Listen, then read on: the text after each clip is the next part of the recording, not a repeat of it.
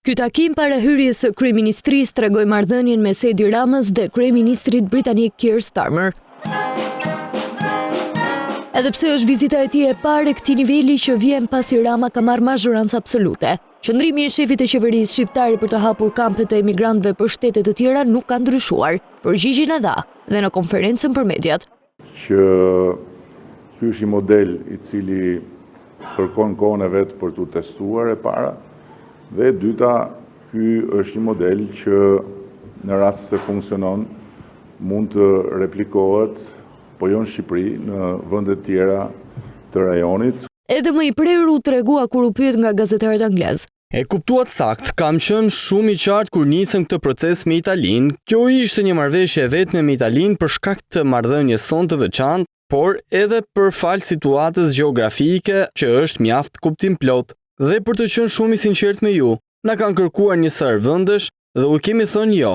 Pasi mori refuzimin e Ramës, Starmer u shpreh se modelin kërkon ta zbatojë me vende të tjera. Po e diskutojmë këtë çështje me një sër shtetesh, e shoh si çështje inovatore, të re, të rëndësishme dhe që është në përputhje me punën që kemi bërë për emigracionin, numër rekord të kthimeve dhe dua t'i shtojmë këto qendra kthimi dhe në kohën e dur do jap edhe hollësi të mëtejshme.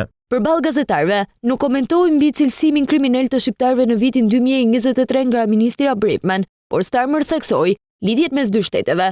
Fakti që unë, kryeministri i parë britanik që vit në Tiranë, në këtë takim dypalësh, duhet të shihet edhe si një deklaratë qëllimi për mënyrën se si ka krijuar një lloj force marrëdhënia jon. Nuk dua të bëj komente për kryeministrat e mëparshëm të qeverisë britanike, por gjasja jon nuk është ajo e diplomacisë me megafon. Përgjigjen e tij Rama e ktheu me batuta.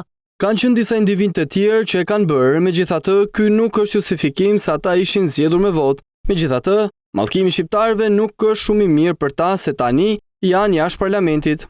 Marrëveshjen mes vendeve për të ndaluar emigrimin e palishëm e konsideruan të suksesshme, ndaj dhe shtuan se do zgjerohet edhe në rajon.